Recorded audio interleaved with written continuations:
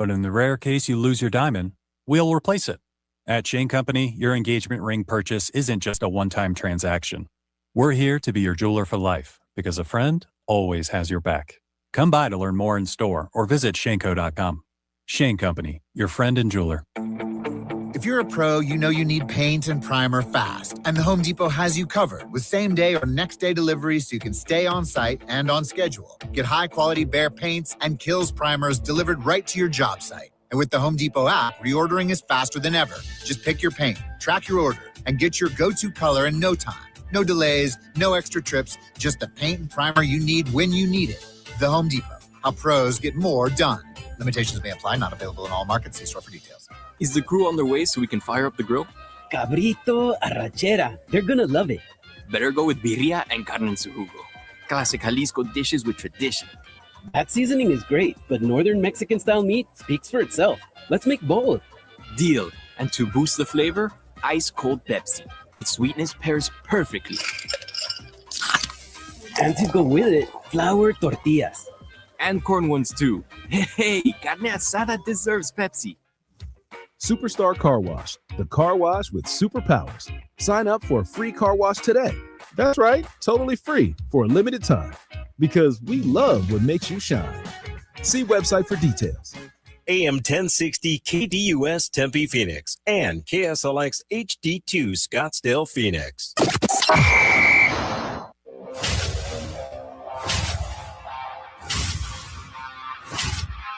It's the lunch break.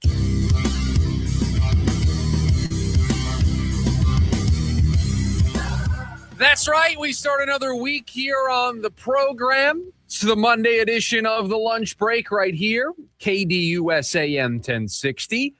Chris Schubert, producer Evan, hanging out with you today on the program. You want to get involved? The phone number 480-864-1060. You can also chat away with us on the KDUS AM 1060 YouTube live stream. A lot from over the weekend for us to react to. The NFL draft is in the rearview mirror, so now we just wait until training camp and OTAs get here. The Diamondbacks played a series down in Mexico City. Lots of takeaways from what they did over the weekend. And yes, tonight could be the end of the Suns' season. It could end this evening in Game 4. We'll get you ready for that as well here today on the program. But we start with the draft. It's in the books. The Cardinals have made all of their selections. How do we feel about it?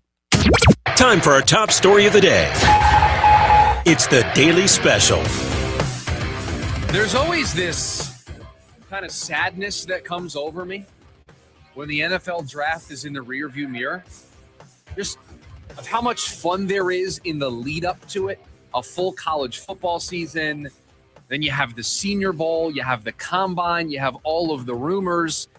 You get the festivities of night one, the drama of night two, and then most people kind of forget about day three, but there's some opportunity there on day three to get some potentially impactful players. So there's always kind of this sadness that comes over me when the draft is in the rearview mirror. But before you know it, we'll be talking about the 2027 quarterbacks that the Arizona Cardinals probably will find themselves drafting next year. Don't you worry, that's coming. That content coming soon. But it's over. How do we feel about what the Cardinals did over the 3 days? Well, you know how we feel about Jeremiah Love. We told you about that on Friday. And I said I was going to give Monty and Mike LaFleur and the entire organization all weekend. They were going to get Friday and Saturday to put together a class that made me change my mind. And I'll tell you, after seeing all the picks, still don't know how I feel about the Cardinals draft class. Still feels a little weird to me. I don't love the use of the premium assets, right? I just mentioned that on day three, you might be able to every once in a while find a diamond in the rough. You might be able to find somebody that's just going to be a 5 to 10 year vet that's just incredible depth for you, and you knock day three out of the park. It's always possible where you make your money, where you actually transform a roster, where a roster can overnight change expectations, where a roster can go from being one of the bottom 5 worst rosters in the NFL to all of a sudden being a middle-of-the-road roster is when you hit on your premium draft assets. And the Cardinals use their premium draft assets, and I define the top 75 as premium capital. They used their top 75 picks in a rather weird way. They used the 3rd round pick on a running back. And I don't need to rehash with all of you what we said on Friday about the pick, but I'll do a quick refresh. Didn't like it. Didn't like the value. Don't understand what they're going for. Feels like a waste. Feels like Jeremiah Love's timeline in the NFL doesn't match up with the Cardinals' timeline to win. I understand why they love the player. Just didn't feel like a great fit for me. That's how I felt on Friday. I still feel that way today. I am not diminishing the talent that Jeremiah Love is, and I would not be surprised if we see him hit the ground running and be a Swiss Army knife for Mike LaFleur in this offense. Then you use pick 65 on a quarterback. And no, it wasn't Ty Simpson. It was Carson Beck. So you use 2 of your 3 premium assets in weird ways. A running back inside the top 4 when you're not really ready to take a running back. A quarterback at 65. That puts all sorts of interesting questions out there for who's going to be the quarterback week 1 of the regular season. When will we see Carson Beck on the field for the Cardinals in 2026? Because it is when, not if. It better not be if. This is a roster that going into the draft, I want you to go into the time machine for just a second. We're going to go back to the morning of night 1 of the NFL draft. We're going to go to Thursday morning. The Cardinals needed help at pass rush. They needed help alongside the right side of their offensive line. Thought they could have used a safety. Thought they could have used a linebacker. Now we fast forward to today.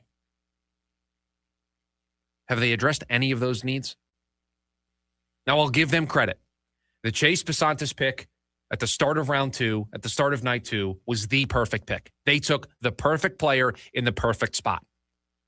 Isaiah Adams, not going to be the starting right guard of this team. Chase Besantis, congratulations. You're the starting right guard for the 2026 Arizona Cardinals. It's an immediate upgrade. This is a guy that could have gone in the first round. You got him at the start of night 2, so I will give them credit. That's why I said it's weird. That's why my overall feeling about this draft class is weird. Proctor, the guy they got in, the start of round 4. Think that's a nice little rotational piece to help out this defensive line. They didn't completely mess this up. Jeremiah Love is a talented player. Them taking a swing on a quarterback shouldn't have been surprising, but it's when they did what they did that kind of makes me feel like, could you have done more with those first 3 picks? Could you have done more with your premium assets? Now, I'll tell you right now, the Chase Besantis pick may save this whole thing. Getting a starting right guard who, by the way, has experience at right tackle. It's where he started out in his collegiate career. So has that experience, although I think they'll play him at right guard. It could be the pick that saves this whole thing because that's the pick that I think is more important than Jeremiah Love because he's the guy, along with everybody else on that offensive line, that's going to make the Jeremiah Love pick either look great in retrospect or look like a disaster in retrospect, although there's a lot of people out there that think it already is a disaster to take a running back that high when you're the Arizona Cardinals. So I just didn't like the way they used their premium assets over the first 2 days of the draft. And you still left the majority of the offseason with way too many holes all over the place. I don't love what you did at right tackle. You didn't get that number 2 pass rusher on the opposite side of Josh Sweat. You didn't retool this linebacker room in a way that I think is meaningful. Your safety group is older with Budda Baker and just in general needed more talent. I don't think you addressed that at all. So sure, you got potentially the best overall player in the draft. You've now got to find a way to use him. And oh, by the way, just a reminder, it's a rookie head coach that's going to have to find a way to use him to the best of his abilities. You got to find a way to use him properly. Got to be able to protect him. Not really sure you're going to be able to do that. So it's just weird. Weird is the word I would use to describe what the Cardinals did over 3 days. It's not bad per se. I don't think it's the worst draft that we saw last week. But I just think it can be so much more, and I'm sorry, it just puts so much pressure on Jeremiah Love to be Christian McCaffrey, Saquon Barkley, Bijan Robinson, all wrapped up into one, and also be able to help this team win games. Because if he's just Christian McCaffrey in Carolina, if he's just Saquon Barkley in New York, if he's just Bijan Robinson in Atlanta, we're going to be meeting 3 years down the road doing this program talking about how they wasted that pick at number 3 overall. They got a great player, though. They sold a lot of jerseys. People were really excited, but they didn't win anymore. They ran Jeremiah Love into the ground. And for what? Peaking with 6 or 7 wins? You still don't have a quarterback of the future. The right side of your offensive line is going to be started by a rookie and a veteran journeyman. You don't have enough pass rushers to get after the quarterback in probably the toughest division in all of football. And you have questions, I think, at all 3 levels of your defense. But hey, you got Jeremiah Love, so great job. It felt inconsistent. That's where I'm at. It's not bad, but it's just, it's not what I would have done. They just felt inconsistent. And you and I have both said, and I've been a huge proponent of this as well, that I like Jeremiah Love, the player. I saw Jeremiah Love play in person live. I think he is a difference maker for a lot of football teams out there. Now, the Cardinals, not one of those football teams. And when I say difference maker, I think for Jeremiah Love, he can be the piece that puts a lot of teams over the hump, right? They need a better running game. They need that last piece to, play and win that divisional game, get into the NFC title game, the AFC title game, whatever it may be. For the Cardinals, though, you have holes up and down this roster, and a running back isn't going to help you win next year. So that's what you did at 3. Well, and I'm also skeptical of the idea that Jeremiah Love can be a major impact right away in year 1. With this offensive line, doesn't feel like it. With this offensive line, a rookie head coach that, let's face it, I like Mike LaFleur. He was one of my guys, one of my top 3 candidates for this job. So for me, they picked a good head coach. I like the move. I think I was very clear on it when they hired Mike LaFleur. But I'm the first person to raise my hand and say, hey, he's a rookie head coach. He's going to have to do a lot of learning on the fly. This isn't going to go perfectly. It's not going to be sunshine and rainbows in the year 1. Right. There's going to be bumps in the road. So you're going to have bumps in the road with a rookie head coach. You have an offensive line that, while I think got better over the weekend because of the pick of Basantis. Again, I think anything over Isaiah Adams is an upgrade for this offensive line. Correct. I have questions about Paris Johnson Jr. staying healthy. I am starting a rookie at right guard. My right tackle is a journeyman. So I've got questions along that offensive line. I've got questions about the quarterback play. Like, are they going to be in games to the point where they're going to be able to use Jeremiah Love to his fullest? If they're down multiple scores, and I know he's a dynamic weapon that can be a pass-catching back, but if you're not in the game long enough to utilize him to his fullest, then you are wasting a year of Jeremiah Love, which goes back to why we didn't love the pick in the first place. This entire draft class is going to be judged on one question and one question only, and it really has nothing to do with Jeremiah Love. How much do they win with Jeremiah Love? That's it. That's the only way this is going to be judged. Are they going to be the outlier? Are they going to be the team that, unlike Carolina, because they couldn't do it, unlike the Giants, because they couldn't do it, Atlanta so far hasn't done it. Are they going to be able to be the statistical outlier and draft a running back that high when you're not really ready for one? And I'm sorry, you can miss me with the whole, well, he's not just a running back, Chris, because I've seen this on social media and I've seen this. Well, grading him as just a running back is unfair. Okay, he's a running back. That's the position he's going to play. He's not going to line up at tight end. He's not going to line up at wide receiver. He may get swung out sometimes, but he's going to be in the backfield carrying the football. That's the position he played in college. He's a running back. You don't take running backs this high when you're not ready for one. And the Cardinals aren't ready for one. And so they are going to have to be the statistical outlier, they're going to have to win a lot quicker than a lot of us think they're going to. And that puts pressure on Mike LaFleur. It puts pressure on Monty to build out this roster quickly. I mean, they're going to have to win 6 or 7 games next year to make it look like they're on the right track. And oh, by the way, NFL.com did their power rankings over the weekend. 32 out of 32, the Arizona Cardinals. Now, some of you out there will say that's a good thing, that they can have a top pick to draft a quarterback next year. Okay, well, then you just wasted a year of Jeremiah Love. And as we've seen, these seasons can be really, really long. So you're saying now how much you enjoy them losing games and having a top pick. Okay, let's see what it looks like. Let's see what Jeremiah Love looks like on a team that goes 2-15. And there's a difference between having expectations for a team and saying, okay, they got a couple wins early, they didn't look as good as they wanted, and then the wheels kind of coming off, and going into the year with zero expectations. This team, you know how many expectations you should have for them? Zero. I don't think it was bad. Jeremiah Love is not a bad player. Jeremiah Love is going to do things next season that are going to wow all of us. Jeremiah Love is going to have individual single game performances that the Cardinals haven't had at that position in the past. He's going to be a difference maker. He is. But is it going to be enough to actually have the impact that he needs to have as the number 3 overall pick? I'm skeptical that position can do that for this team at this moment in time. But I like Basantis. I knew they were going to take a swing on a quarterback. 65 is a little too high for me. Carson Beck, I don't know how that's going to work out. I want to talk about that today here as well. I thought some of the value, the positions that they targeted on day 3 were good swings. Again, it's not a bad draft class. I just think it's a weird use of premium assets for a team that had a bunch of needs to address. And I sit here today and they still didn't address most of those big needs. And those needs, I think, come in front of drafting Jeremiah Love number 3 overall. So everybody said, oh, they got the best player. They got the most talented player.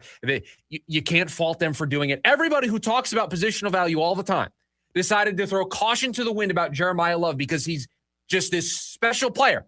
Well, guess what? Now I better see that special every single week next year.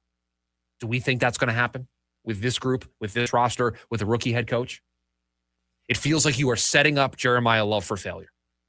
So that's how I feel about the draft class. Trust me, there'll be a lot more for us to say on it as we get closer and closer to training camp and OTAs in the beginning of the regular season, because a lot of next year is going to be dependent on how Mike LaFleur deploys Jeremiah Love, and they can be the ones that are laughing last. I mean, truly, Mike LaFleur can take a victory lap on all of us. LaFleur. If Jeremiah Love is a superstar difference maker in year 1 and they're winning a bunch of games, way more games than we thought. See, this is the weird thing, though, because with their quarterback situation, I think most people would say they don't want them to win games. I think Jeremiah Love needs to help them win games to justify the pick. Just a weird draft for the Cardinals. Again, you're caught in the middle. And it's a bad place to be. Michael over on the KDUS AM 1060 YouTube live stream says 6 wins. Guess what? 6 wins, you're not getting one of the best quarterbacks in the 2027 draft class. You're just not. So great, you have Jeremiah Love, but you're not in a position to get that quarterback to build around him. A lot of pressure on Mike LaFleur, a lot of pressure on Jeremiah Love, and we'll see. We'll see if this bet, going against the grain, going against positional value, going against conventional wisdom of, building out some of the other major pressing needs that this team had. Orville Reese staring you right in the face. Either of the tackles staring you right in the face. Trading down and taking one of the tackles. They decided to go Jeremiah Love. We'll see next season if it pays off. Right now, don't know. Don't think so. 480-864-1060. It's the phone number for you to join us here today on the program. You can also chat away with us over in the KDUS AM 1060 YouTube live stream. Our guy Code over there says, no way, not playing the AFC West and NFC East, also playing Detroit. Yeah. So in that world, they lose a bunch of games. And they drafted Jeremiah Love number 3 overall. Now they're entering year 2 of Jeremiah Love. Running back, short shelf life. We know this about the position, right? We know short shelf life for this position. And you've already paid him the most guaranteed money that a running back has ever seen. So what's the next contract going to look like? You see why I didn't love, pun intended, the pick of Jeremiah Love last week? It just makes it for a very weird season next year. When we come back, the Suns, they might get swept. And I think I'm okay with it. I'll tell you why next. The lunch break KDUS, AM 1060. Join in on the Sports Zoo with Dave Rooster Beerstein. Was Kevin Durant out because it is a 7-game series and we could afford to lose a game? Maybe. I was surprised to see him on the bench. Everyone was surprised. The odds makers were surprised. Who knew that the Houston Rockets without Durant can't find someone to make a bucket?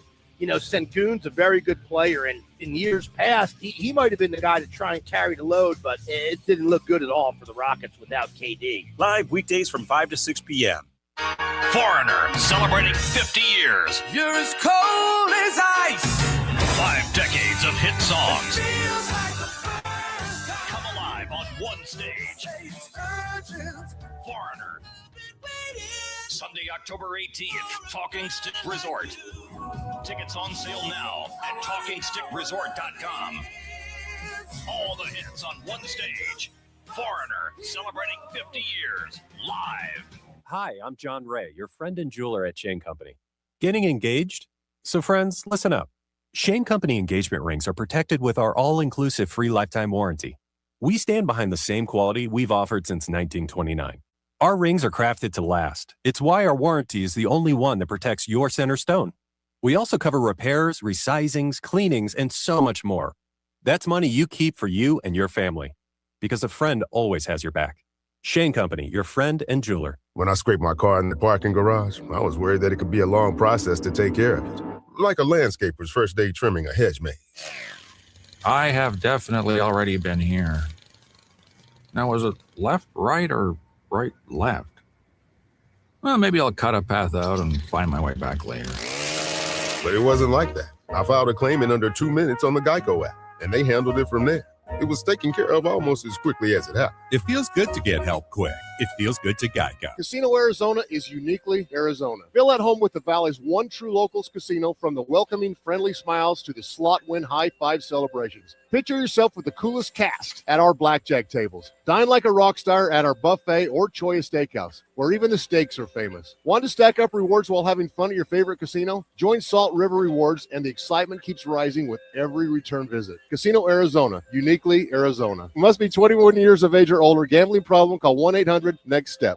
First round of the NFL draft actually did provide some drama, and nowhere more so than when the Rams took Alabama quarterback Ty Simpson at number 13 overall. I have immense respect for the Rams and the elite partnership of GM Les Snead and head coach Sean McVay, two of the best in the business who always seem to be in lockstep until last night, because if body language means anything at all, McVay seemed to hate that pick as much as Snead loved it. Maybe I'm way out of line. Or maybe that was way too big of a reach at 13 for LA. And while Snead deserves the benefit of the doubt, it certainly doesn't help that he has a very close relationship with the Simpson family and allegedly helped advise them as to whether or not Simpson should come out. So if McVay is actually as bent as he looks, he has every right to be, especially since they're in it to win it right now, and Simpson gives them absolutely nothing this year. I'm Jim Rome. And remember, you can follow me on Instagram at Jim Rome.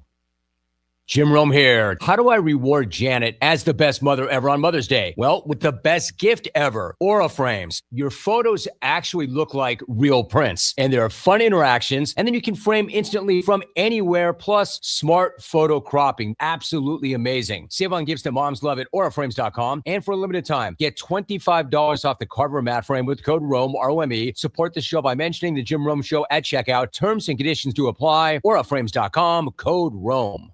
Need parts fast? Need them now? O'Reilly is fast. Just one part that makes O'Reilly Auto Parts stand apart. Right now at your local O'Reilly Auto Parts, you can get one free set of brake pads when you buy 2 qualifying brake rotors. Ask the professional parts people about additional brake pad and rotor upgrade options available at O'Reilly Auto Parts. Restrictions apply. See store for details. O'Reilly Auto Parts.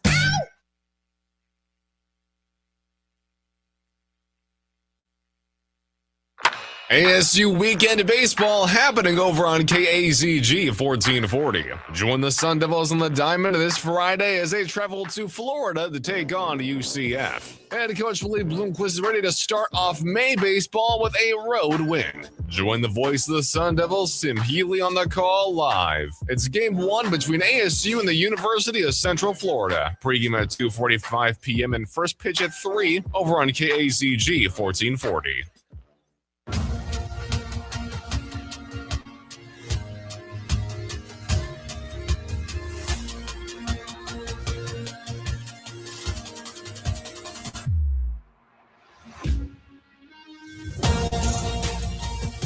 Back here on the lunch break, KDUSAM 1060.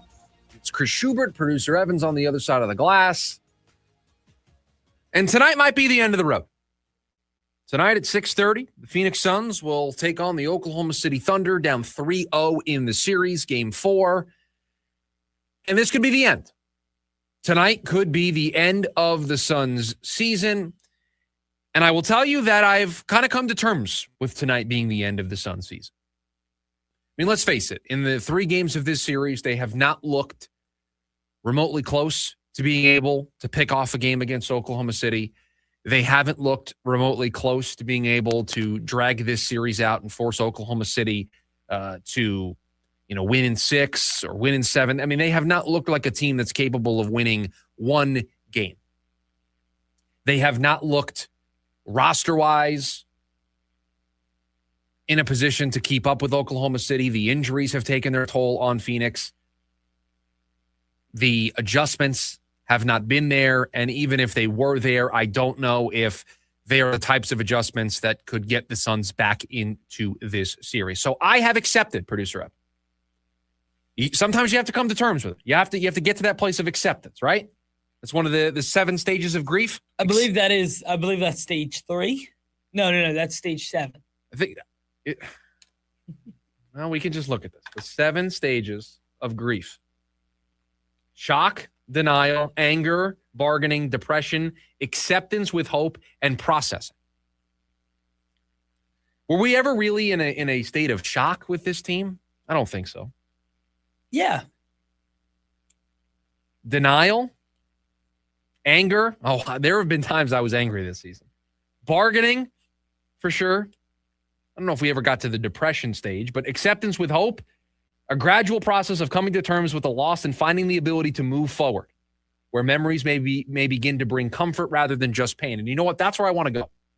Because the part of the acceptance, the part of being okay with tonight probably being the end of the Suns season, is if the Suns actually learn from all of this. If the Suns don't just look at a 45-win season, winning in the play-in, being a top 8 seed, and saying, man, we're just way ahead of schedule. We can sit back. We can kick our feet up. We can relax. We can slow burn this thing. We can just take our time. There's no urgency because we exceeded all expectations. Because I do think there is a sense of urgency. And the only way you can be okay with playing the way this team played over the final 2 months of the season, the only way you can be okay with this team being swept out and, let's face it, embarrassed by Oklahoma City. They didn't belong in this series with Oklahoma City. And I know there's one game to play, potentially more, but again, I am coming to terms here today on the program, and I am accepting that tonight is probably the end.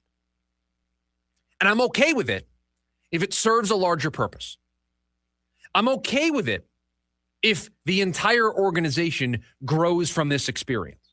I'm okay with being swept by Oklahoma City in a year where you did exceed expectations if it makes Jordan Knott a better coach next year, if it makes Brian Gregory a better general manager, if this roster gets put into a better place next season so that the expectations of 45 wins, being a top 8 seed, being a top 6 seed, all of a sudden become the norm. That it is the norm that this team is in the playoff conversation every year. It is the norm that they have dug themselves out of this mess. It is okay for this to happen tonight. It is okay for this to be embarrassing if it turns into something positive on the other side.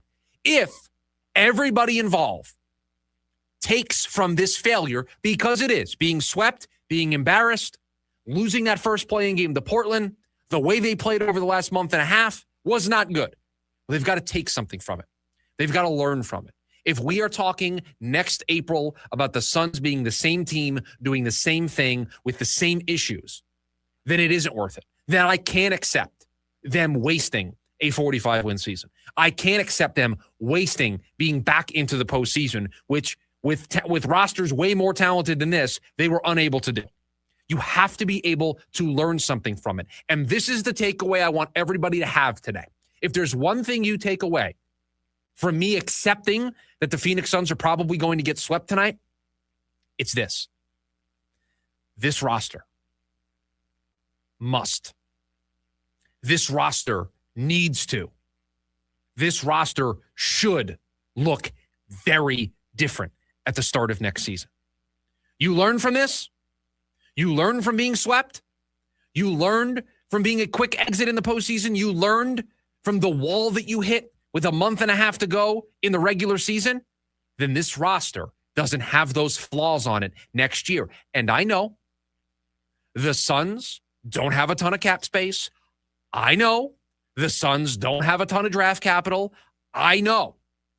But if you want me to accept that tonight you're about to get swept, if you want me to accept tonight that you're going to get embarrassed by the defending champs to the point where everybody's talking about you complaining about the refs than they are talking about how good of a season you've had, if you want me to accept all of this and the way this is ending, then when we get to next season, this roster better look very, very different. This roster needs a full turnover. And it's not going to be every starter. It's not going to be everybody out, everybody in is new. But this is a huge offseason for the Phoenix Suns. You had an impressive season compared to where you were supposed to be. But at the end of the day, there's no ifs, ands, or buts about it. The last month or so of the season, into the play-in, into the playoffs, has been a disappointment to a failure at times. And they need to go back to the drawing board and revamp what they have and what they've built. They have the opportunity to do so with this offseason. But you have to build on the momentum you were able to last year. This is the biggest offseason for Brian Gregory. And I know it's 1 out of 2, but this may be the biggest offseason out of the next 5 to see where this organization is going to head in the near future. You have to entertain everything, in my opinion. You have to entertain, are we sure that Devin Booker and Jalen Green actually work? We didn't get to see a lot of it, but we've seen some of it, and the results are mixed. Do we actually think these two guys who play the same type of way, who play the same position, can it work? Can it coexist? Are we sure? Are we sure that Grayson Allen and Royce O'Neal should be on this roster next year? Are we sure that we're bringing back Mark Williams? Are we sure that we're bringing back Colin Gillespie? I think they are. I think Colin Gillespie should be on this team, but I'm sorry. You evaluate everything this summer. Because if you're not evaluating everything, and yes, that includes a movement of just Devin Booker, everything should be on the table in an effort to make this team better. Now, ultimately, I think they stopped short of doing that, but you should look at every possible way of making this team better, because we cannot get to next October and say, man, the Suns, they look a little undersized. They look like they're going to get dominated on the boards again. You can't run back this same roster and say, oh, no. It's okay. Year 2 of Jordan Ott. We're going to be healthy this year. Everything's going to be okay. That, to me, is unacceptable. That is not a summer that this team can have. And I know it's going to be difficult. And I know you're up against it in the financial department. You're up against it in the resource department. I get it. This is why when they first made the hire, I was a little concerned about bringing in an inexperienced general manager to kind of oversee this time period, because it's going to require some creativity. And some maneuvering. And some, you're going to have to do some stuff that's a little uncomfortable. Is Brian Gregory the guy that can do that? Loved what he did in year 1, but as we've said, year 1 was kind of easy. It was kind of paint by numbers. You kind of knew exactly what you needed to do. This year, you got to pick paths. This year, there's a bunch of different roads you can go down. And so this year, we'll get to see what Brian Gregory is as a general manager. Loved what we've seen so far, but there's work to be done. So you want me to be okay with tonight? Because I'm telling you, tonight's not going to go well. Tonight's not going to go well. Hasn't gone well in the first 3 games. Maybe they show a little more fight. They, to me, have not shown the ability to be a team that hangs with Oklahoma City for 4 quarters. And Oklahoma City's the type of team, been there, done that, won a title. They're going to smell the blood in the water, and they're going to make sure this does not have to go to a game 5. They're going to be just as motivated to win the game as Phoenix is. They're going to feel like they're down 0-3 tonight. And this is the team that in the last 2 years and tonight can make it 3 years, has not lost a game in the first round of the NBA playoffs. You want me to be okay with it? Fine. I can accept it. I can reach that stage of grief. But that means this summer has to see major changes to this roster. And I think there will be. I don't think they run this completely back. They can't. I think Brian Gregory is going to understand, okay, we won 45 games. We earned the goodwill back of the people, right? The fans are now on our side. We cannot now serve them the same meal and say, oh, no, enjoy this meal. No, we've graduated now. I don't want the cheap cut of meat. I want the tomahawk. I want the ribeye. I want the filet. That's what I want. I want to graduate to that level. And you got to be able to at least serve me a meal that shows that we're moving in that direction. And despite what this lack of experience this front office has, I don't think that they're going to be the guys that say, hey, here is that same meal again. Because I honestly, have nothing. They just feel like we built momentum. I feel like they're too in touch with the fans and the community. There is nothing so far that tells me they won't do that, but it's easier for you and I to say, do this, do that, do this. 100%. Than it is for them to actually do it, right? Correct. I, on paper, can say, do we really need Royce O'Neal and Grayson Allen again? Or do we kind of free up $20 million and maybe get some new players in here? It's easy for me to say that and say that into this microphone. It's way more challenging for Brian Gregory to go out and get a deal that he feels makes sense for the Phoenix Suns. 100%. So 100%. I'm sure they want to do these things. I do. I believe them. I'm on board. I am the alignment. I'm in. But it's going to get tested this summer in a big way because they're about to get swept tonight more than likely. Probably. And if you want me to accept that, then you've got to serve me something in the summertime. I got to see this plan come to fruition and be like, there it is. They get it. They see what the problems are. They went out and got players that address those problems, and they're on the right path. They may take a step backwards, but they're on the right path. They know what they're looking for. 480-864-1060 is the phone number for you to join us here today on the program. You can also chat away with us over on the KDUS AM 1060 YouTube live stream. When we come back, the Diamondbacks, they made a ton of dart throws this winter. Well, a good portion of them are paying off. That's next, a lunch break, KDUS AM 1060. Every Chicago Sticks, the Windy Cities Tour. Finally, 2 iconic bands together for the first time. September 1st, Mortgage Matchup Center. Tickets on sale now at livenation.com. Don't miss Chicago and Sticks. All the hits, your kind of tour. With a Global Credit Card, you earn reward points for every purchase. Use your rewards at checkout at many of your favorite stores. Or use points instead of cash when you shop online. You can even use them to book a flight up to 3 days in advance. New York, Vegas, Albuquerque. From groceries to getaways, redeem your way. Apply for your Global Credit Card now at globalcu.org. Global Credit Union, your world of financial possibilities. For nearly 25 years, Primavera has helped thousands of Arizona students succeed with an accredited world-class education, tuition-free and from home. Don't wait. Enroll today at chooseprimavera.com. That's chooseprimavera.com. On May 3rd, experience the hits, the history, and the harmony that defined a generation. War, live at Stargazer Pavilion at Cliff Castle Casino Hotel. After decades of iconic hits, you can watch War live at Cliff Castle on May 3rd. With tickets starting at just $45, get yours today at cliffcastlecasinohotel.com or at the Hunt and Gather gift shop. Big fat news. Del yeah. Big fat tacos are back at Del Taco. Get these toasty flatbread tacos with seasoned beef, grilled chicken, or carne asada steak. Right now, grab 2 grilled chicken big fat tacos for just $6 small. Need a little something extra? For a limited time, score Del's classic snack tacos with seasoned beef and fresh house grated cheddar for just 59 cents each. Only at Del Taco. Price and participation may vary. Meineke's highly skilled and certified technicians always treat your car like it's their own. With over 50 years of experience, Meineke will diagnose and fix any issue with precision and care using the best state-of-the-art equipment. You can always depend on Meineke to do the job right and get you back on the road in no time. Save time and schedule an appointment now. Visit Meineke.com today. Trust your key with Meineke. Meineke, doing car care right.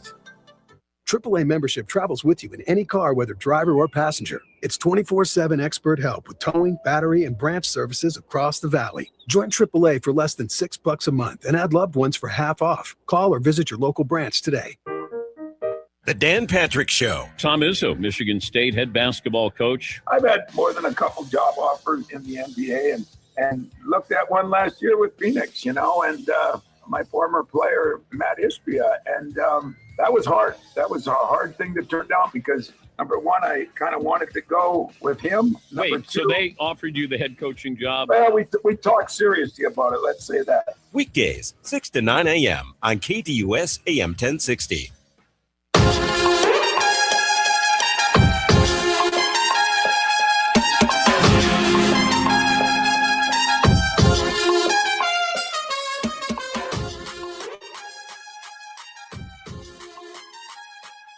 Back here on the lunch break, it was at the start of spring training.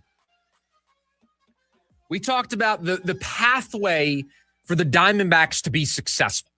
How could they make more out of this season than many of us thought on paper it was looking like it was going to be? And we said, these what ifs, these dart throws that Mike Hazen took in the rotation, in the bullpen, in the lineup, if a couple of them, right? We said, hey, one of Nolan Arenado or Carlos Santana, one of those guys works out, all of a sudden you lengthen your lineup, right? Hey, if one or two of these bullpen arms can pan out, all of a sudden you got a different feeling to the bullpen than you did at the end of last year, than you do to start the season. And well, if you want to do a little status update, you want to do a little check-in on these what ifs, on these dart throws, they are in some ways the reason why the Diamondbacks have now the 6th best odds to make the postseason in the National League, according to Fangraphs, which, by the way, 6 teams get into the postseason. So if we just take the teams based on their odds, the Diamondbacks right now, playoff team in 2026. I'm going to hold because we're only 30 some odd games into the season on taking my victory lap on everybody who last winter told me I was crazy for saying that this team could potentially be competitive and we don't just give away seasons. Am I one of those people? No, I'm not taking the victory lap yet, but I'll tell you what, stretching out a little bit. Gonna get the body loose because the summer, gonna do a lot of running, taking those victory laps on everybody. We're getting close. These are just some of the dart throws that the Diamondbacks took in the offseason. How about Paul Sewald, bringing him back to be the closer of this team? How's that working out? In a save situation, fantastic. Right. Don't put him in a non-save situation because that's where it becomes a little bit of a problem. But other than that, he's been good, right? He's been fantastic in save situations. He's been the kind of steady hand that we didn't think this bullpen had in spring training, right? Correct. How about Jonathan Loaizaga? I think overall he is unfortunately on meltdown mountain the most, but you're going to have meltdowns over the course of a season. Certainly. You're not going to have, even the best bullpens, they're not perfect. He's been really good. He's become a high leverage arm that Torrey, I think, trusts. I 100% agree with that. Okay. How about Michael Soroka? who has been just fantastic. No, fantastic, right? Not just good, not just, he's a nice, solid number 4, number 5. No, he's been fantastic. He has been arguably, their second best pitcher? Yeah. Certainly. He's got the best ERA, but Erod, Michael Soroka, those are the two guys you're picking from. And who would have thought those two names would have been at the top of the list? Who had that on their bingo card? So, all right, add Paul Sewald to the list. How about Nolan Arenado? Shout out to D-Back Stats and Info for putting this out on social media today. Because I think this is why you make this kind of dart throw. And we said, hey, the defense is going to be there. I worried about the bat. And there were times at the start of this season, we said, hey, I don't know how much longer we can do this. Because through the first 14 games of the season, he was 7 for 50. That's a 140 batting average. 1 double, no home runs, 3 RBIs, 13 strikeouts, a 160 slug. Over his last 11 games, this includes yesterday, he's 17 for 42, hitting .404. 4 home runs, 11 RBIs, only 6 strikeouts, and a .714 slugging percentage. He's become a different hitter. It's a tale of two halves to start the year for Nolan Arenado. Now, is he going to be a .404 hitter the rest of the season? No. But if he could be somewhere in the middle plus the defense, that's a dart throw. That's a what if. That's working. Now, this is a little bit different of a dart throw or a what if because this was not part of our before the season conversation. But you had some injuries. You needed offense. And you said, man, Jose Fernandez really impressed in the spring. He was just hitting the cover off the baseball. Just hitting the ball hard, just having a great spring. So you know what? We're going to call him up. Among all MLB rookies, he's 5th in runs, 3rd in hits, tied for 9th in RBIs, 2nd in average. He's hitting .342, .359 on base. That's 6th among all rookies. A .500 slugging percentage. That's 7th among all rookies. An .859 OPS. He's hit safely in 14 of his last 16 games. Remember that take a note, I think on one of the first take a notes that we did, where I was like, this dude's going to be a regular everyday player by the end of April? He's exceeded even those expectations that I had from him because I didn't expect this. He right now, I don't know this. I don't know where he is in the NL Rookie of the Year conversation, but he's got to be one of the top 3. This is a guy who I don't think anybody that's a fan that is in the organization expected this level of production from. But you have found a guy who, like you said, has to play every day. And now we're in a point in the season where we're having this conversation about, 3 guys? Like right now, Nolan Arenado needs to play every day. Yeah, Nolan's got to play every day. Ildemaro Vargas needs to play every day. Every day. Apparently, Jose Fernandez needs to play every day.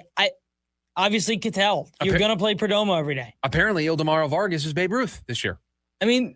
That's the conversation. Ildemaro Vargas has been so good for this baseball team. There are 3 players in baseball that are qualified right now with an OPS above 1,100. It's Yordan Alvarez, Ben Rice, and Ildemaro Vargas. He's just been great. He's been excellent. Jose Fernandez has a 500 batting average with runners in scoring position. These are the types of dart throws. These are the types of rolls of the dice. Michael Soroka, Jonathan Loaisiga, calling up a Jose Fernandez, calling up an Ildemaro Vargas. These are the types of things that have to work out. And most of the time, they don't. All of these things hitting at the same time is pretty unlikely.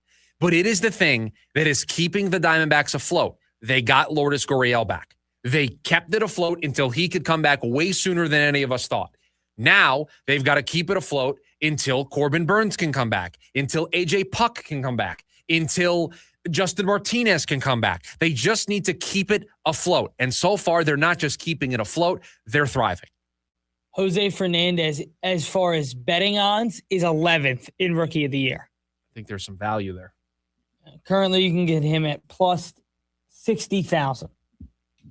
I see him on BetMGM because I'm looking at their story at plus 5,000. But he is low. He's not inside the top 5. He's with plus 6,000. Okay. You added an extra 0 on there. That would have. Now you want to talk about some value. Plus It was 60,000. small. I had to click That's on it. okay. That's okay. But for me, he's in a group with Foster Griffin of the Nationals, Carson Benj of the Mets, Rhett Lauder of the Reds at plus 5,000. I think he's going to go up from there. Right now, the favorite is Sal Stewart because every time Sal Stewart steps into the box, he gets all run. Yes. And then the guys like right in front of him, I see TJ Rumfield, Owen Cassie, Andrew Painter, Bubba Chandler, kind of in that group right above him.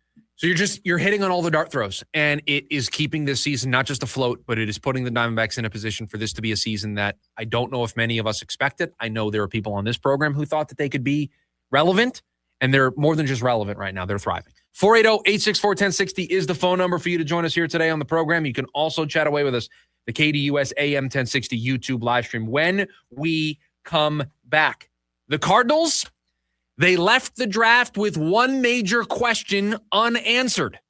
That's next, the lunch break, KDUS, AM 1060. Every Friday from 5 to 6 p.m. is MMA Friday on the Sports Zoo with official UFC ranker Scott Lewis, brought to you by RT O'Sullivan's, your home for every UFC event. The Sports Zoo is the only show in the Valley that gives you 1 full hour of MMA every week, featuring Scott Lewis's official UFC ranking changes, fight predictions for every weekly event, shocking MMA stories, and more. So tune in every Friday from 5 to 6 p.m. and then head to RT O'Sullivan's every Saturday to watch the fights. Go to RTOSullivans.com for a location near you.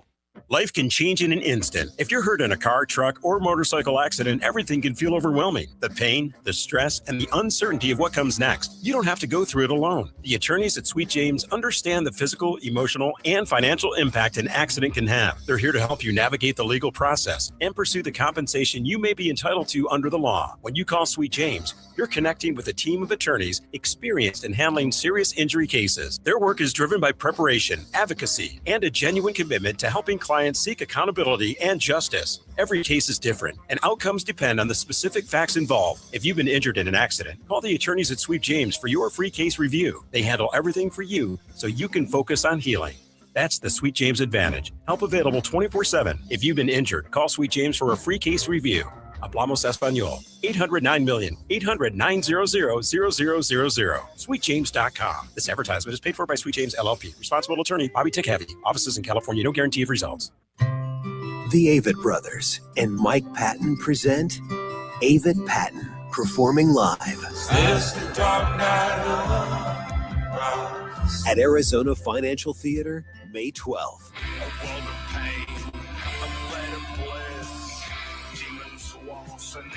Avett Patton. Everyone has it. Everyone knows. On sale now at livenation.com. Fridays at 5, I'm out exploring. From hiking up Camelback to skiing at Snowbowl, the adventures never stop with AAA. It's membership that travels with me, whether behind the wheel or a passenger. In my ride, my buddies, or a rental. AAA's got 24/7 expert help with tows, battery help, and more. Plus branch services like free passport photos and trip planning. Membership gives you all this and more for less than $6 a month. And I can add loved ones for half off. Call or visit your local branch today. AAA, your membership to go. Join in on the Sports Zoo with Dave Rooster Bierstein. Was Kevin Durant out because it is a 7-game series and we could afford to lose a game? Maybe. I was surprised to see him on the bench. Everyone was surprised. The odds makers were surprised. Who knew that the Houston Rockets without Durant can't find someone to make a bucket? You know, Sengun's a very good player, and in years past, he might have been the guy to try and carry the load, but it didn't look good at all for the Rockets without KD. Live weekdays from 5 to 6 p.m.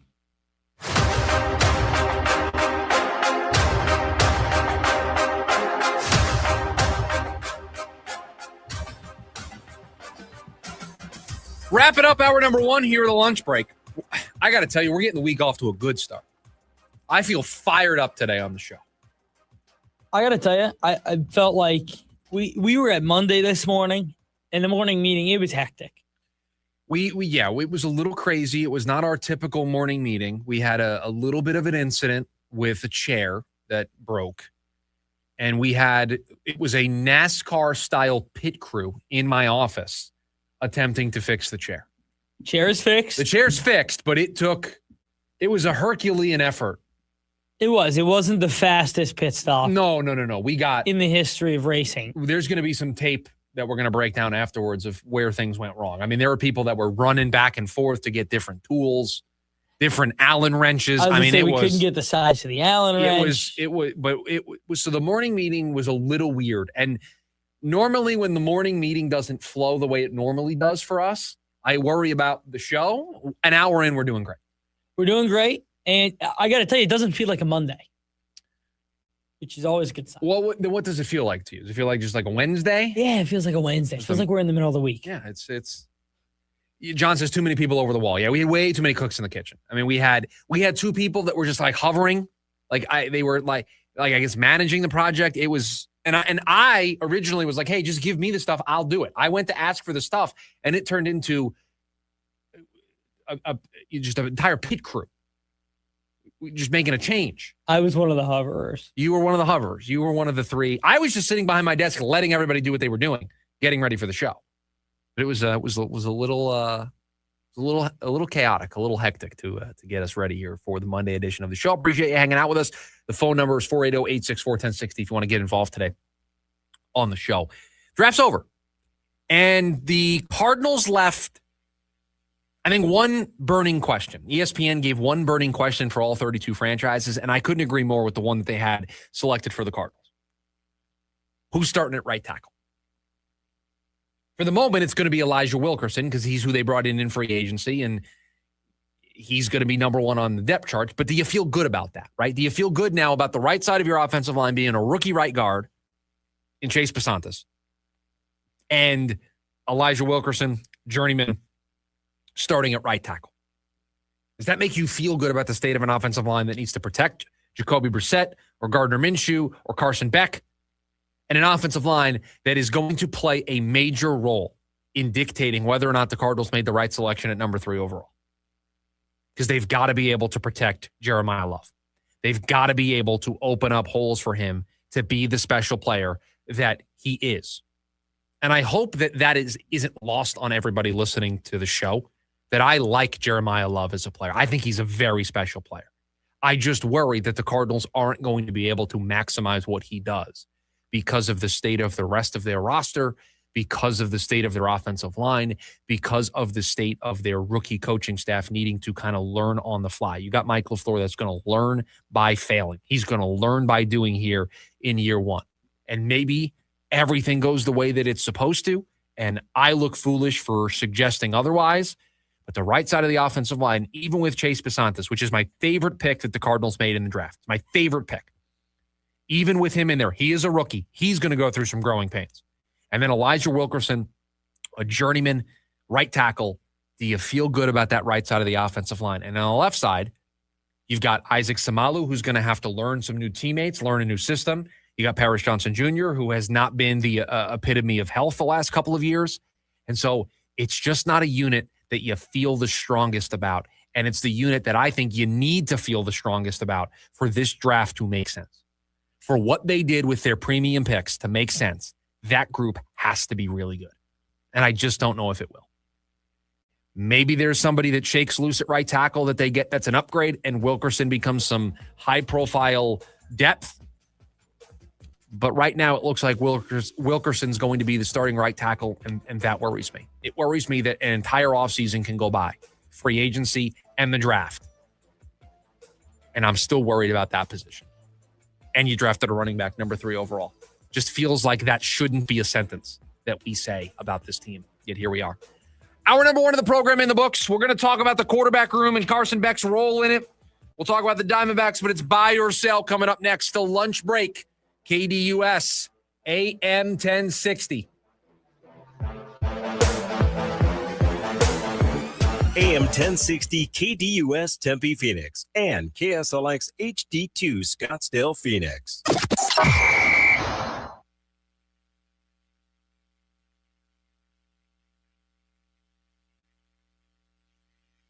And we've won a lot, over $30 billion and counting. When you call America's largest injury law firm, you're calling a family. You're calling an army, our army. You're calling somebody who will fight for you. Injured? Let our family fight for your family. Morgan & Morgan, forthepeople.com.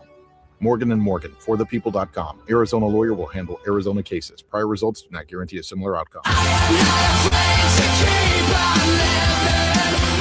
My Chemical Romance, The Black Parade 2026.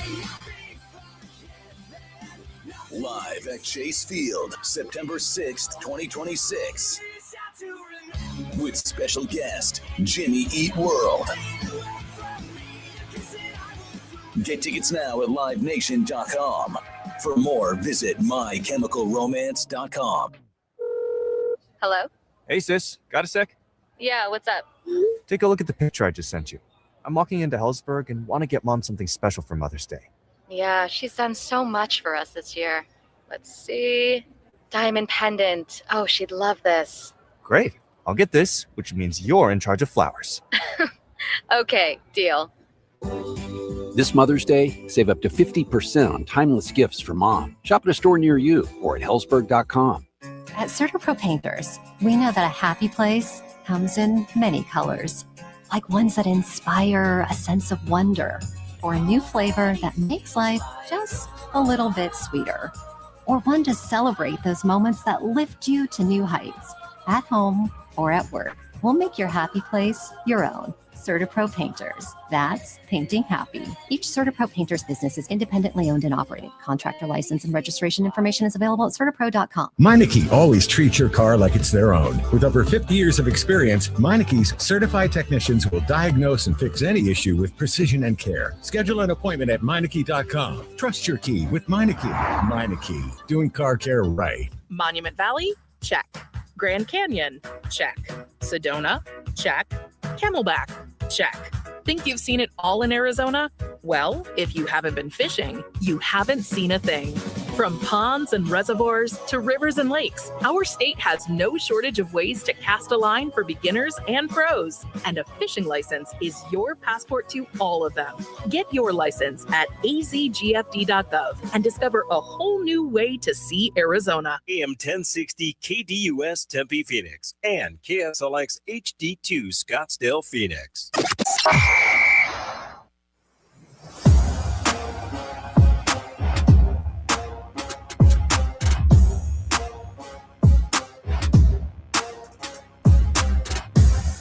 Hour number 2, the lunch break here on KDUS AM 1060. Chris Schubert, producer Evan, hanging out with you today here on the show. Thanks for hanging out with us.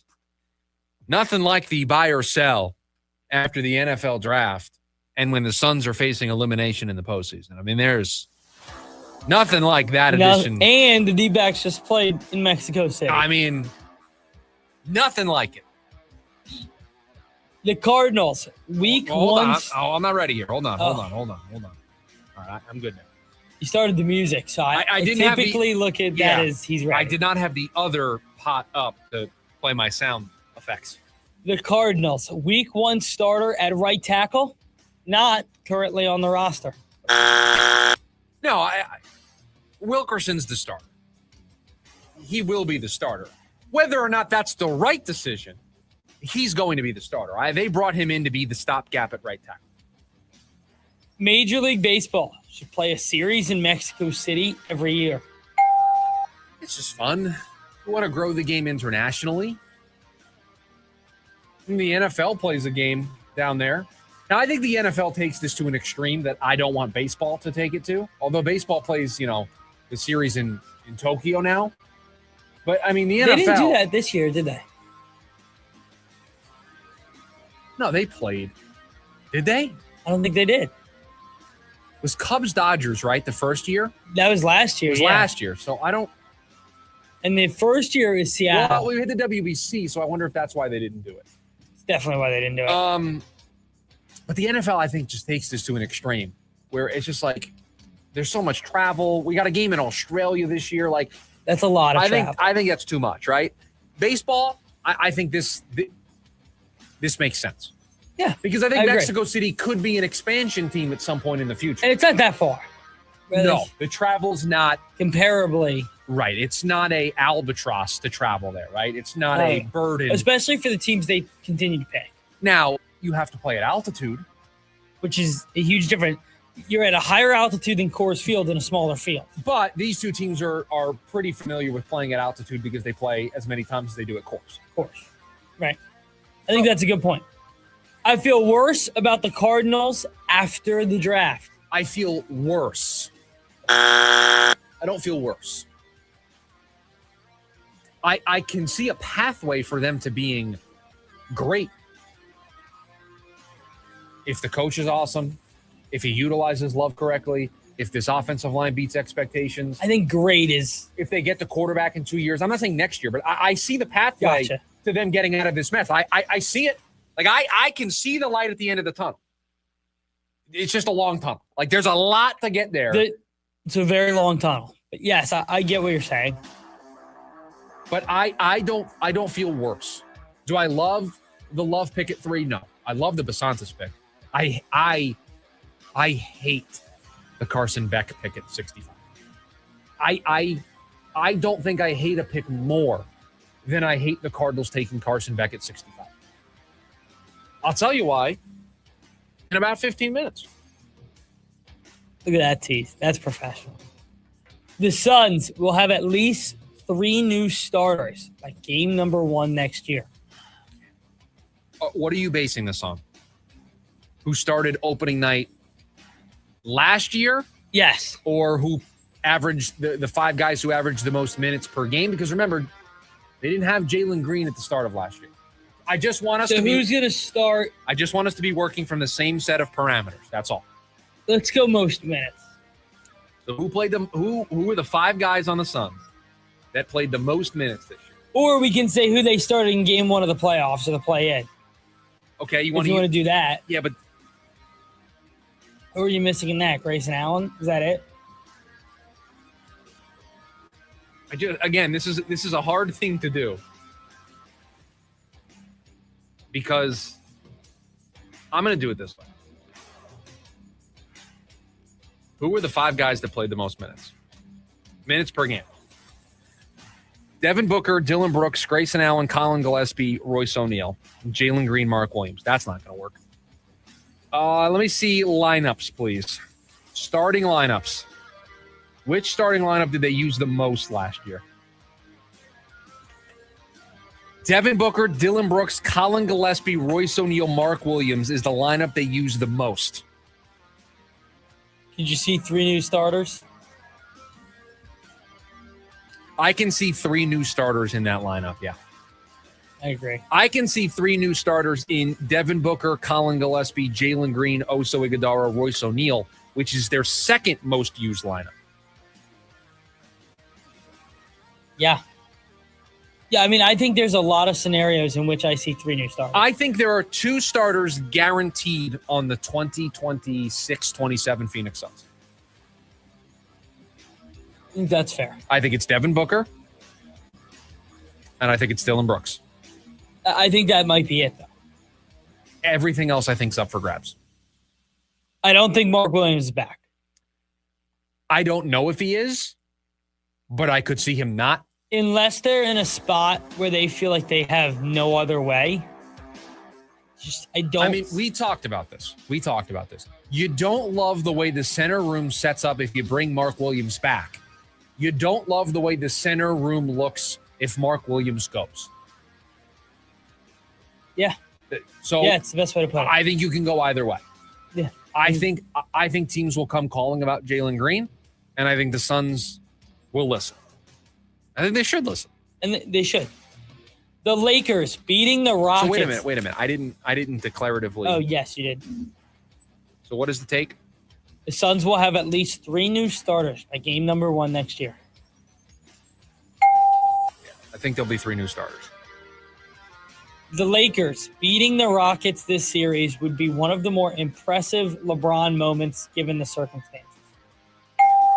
I mean, he's doing this without Austin Reeves. It feels like vintage LeBron. And without Luka. And the play that he made, what was it, game 3?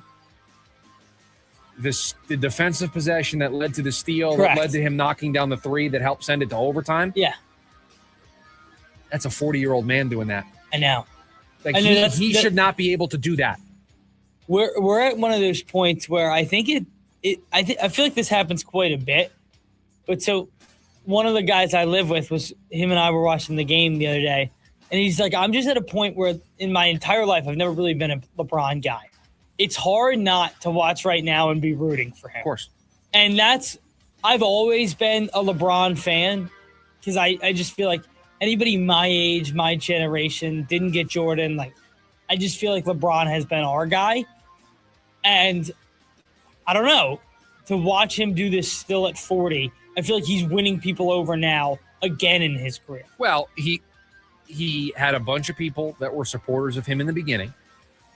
And then he left for Miami, and that a lot of people did not like the way he did that.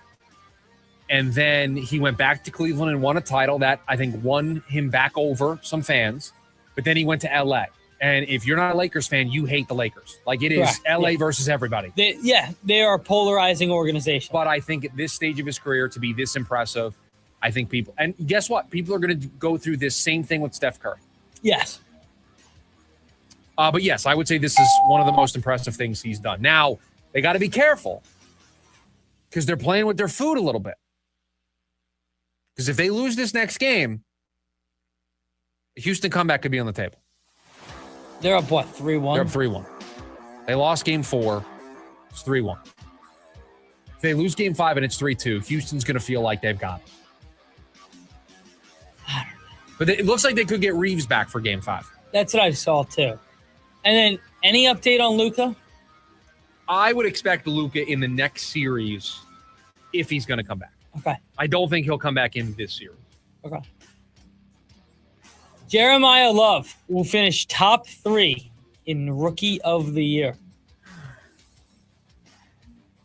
Just stand by, okay? Just hold on. I want to look at some odds. I think he's the betting favorite. You think he's the betting favorite?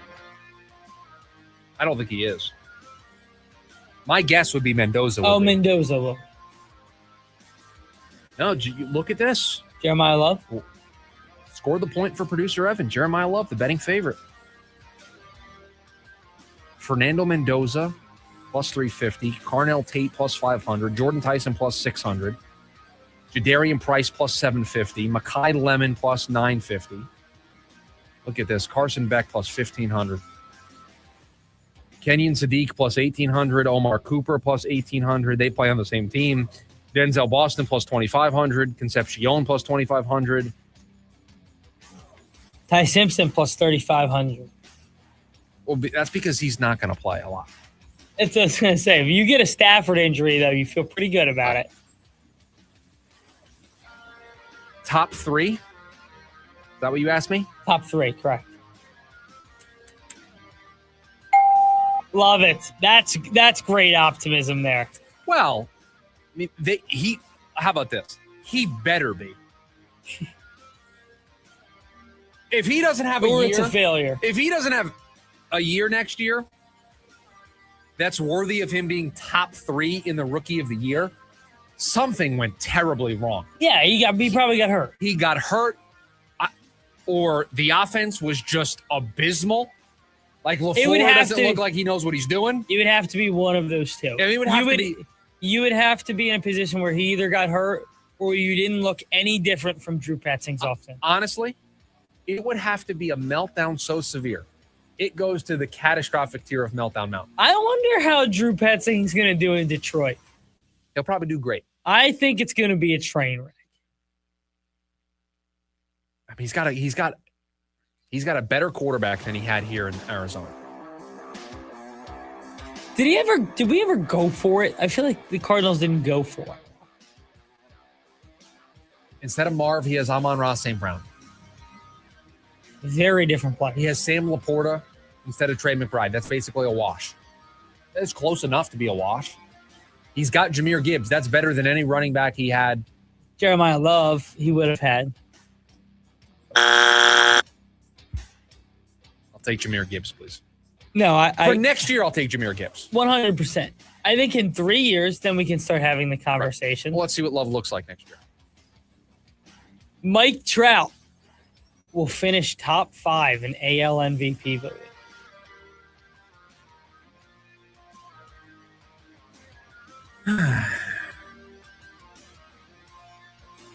I'll let you ponder it for a second. Would you like to know what he's on pace for? No, I've seen the tweet. I mean, you can share it with the audience because I'm sure they would love to hear these numbers. Mike Trout's current 2026 pace, 50 home runs, 22 stolen bases, 145 runs, 162 walks, a 424 on-base percentage, a 992 OPS, a 169 WRC plus, and a 7.3 F-WAR.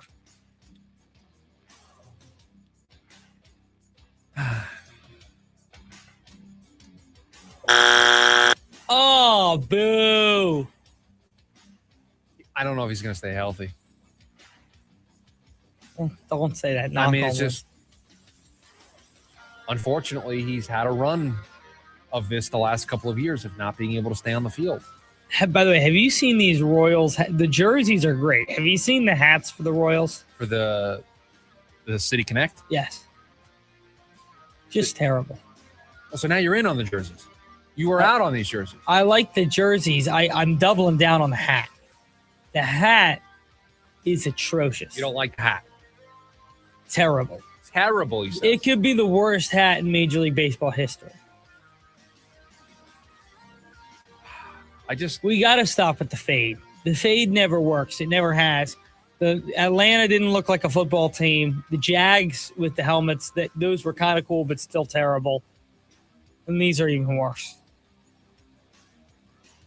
I mean, Trout is plus 1,300 to win the MVP. Judge is plus 175. Jordan is plus 275. Bobby Witt is plus 1,000, and then Trout is plus 1,300.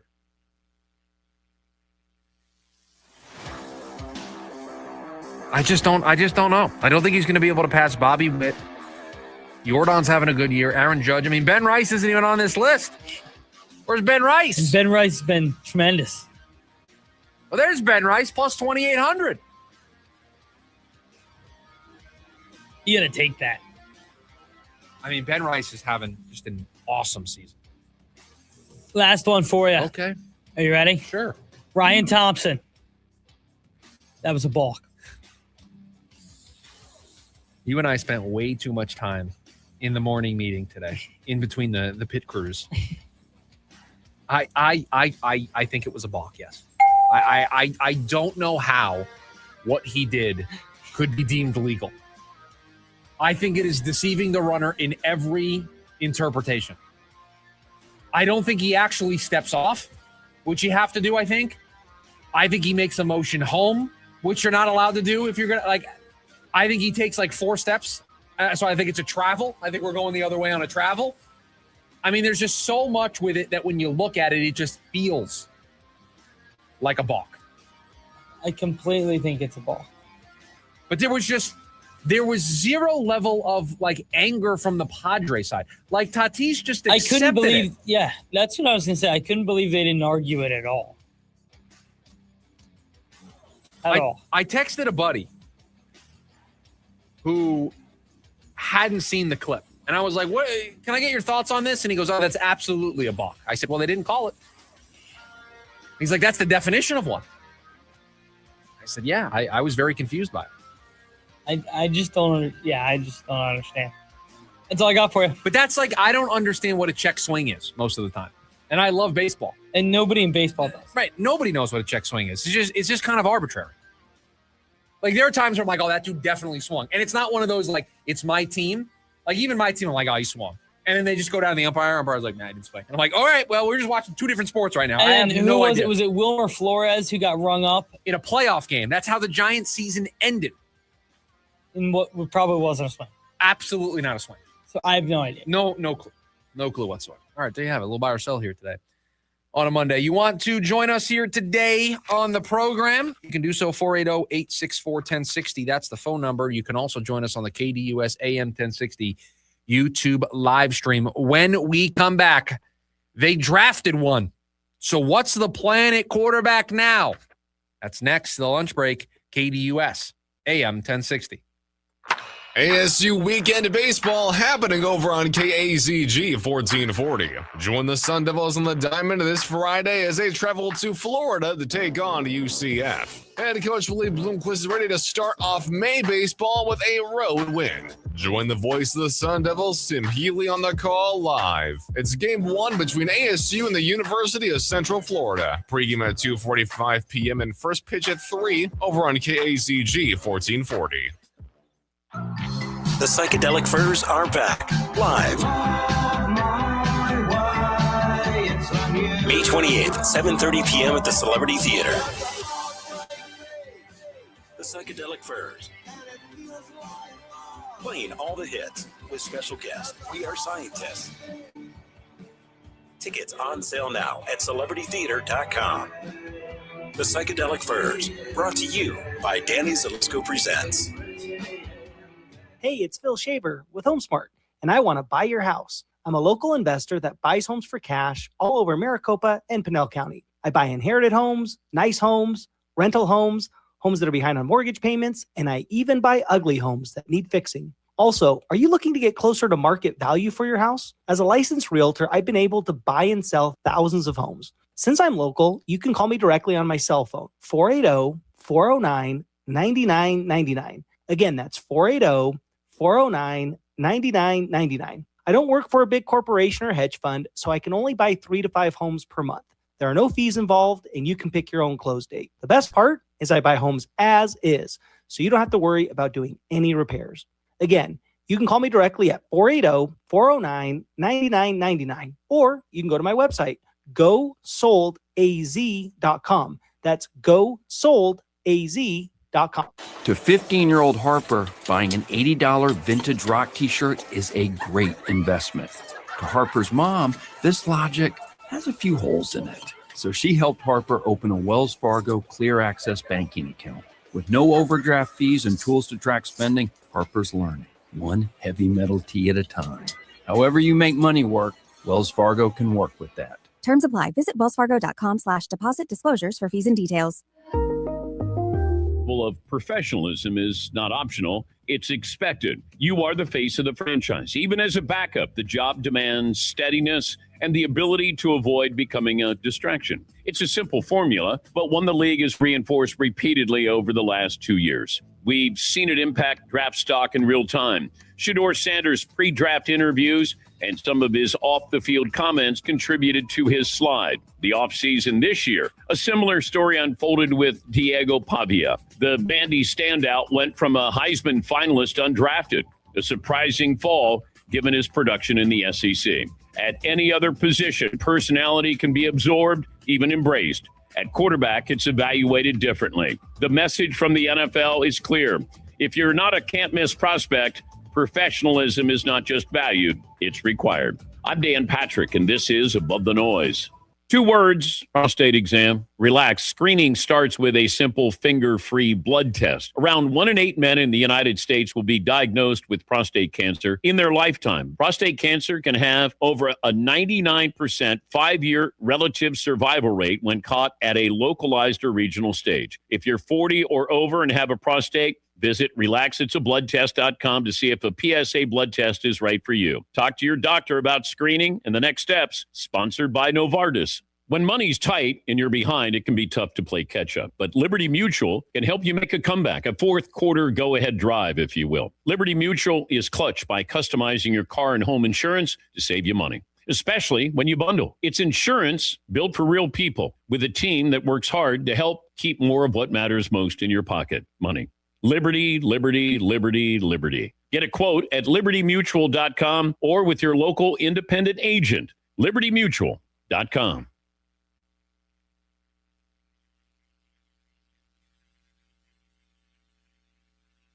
Every Friday from 5 to 6 p.m. is MMA Friday on the Sports Zoo with official UFC ranker Scott Lewis, brought to you by RT O'Sullivan's, your home for every UFC event. The Sports Zoo is the only show in the Valley that gives you 1 full hour of MMA every week, featuring Scott Lewis's official UFC ranking changes, fight predictions for every weekly event, shocking MMA stories, and more. So tune in every Friday from 5 to 6 p.m. and then head to RT O'Sullivan's every Saturday to watch the fights. Go to RTOSullivans.com KDUSA.com for a location near you.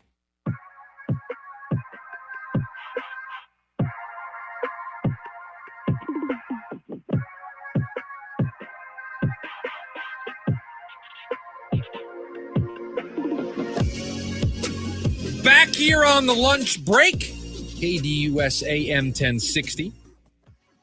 Well, they did it. The Cardinals ended their 2026 NFL draft class with having at least one quarterback among it.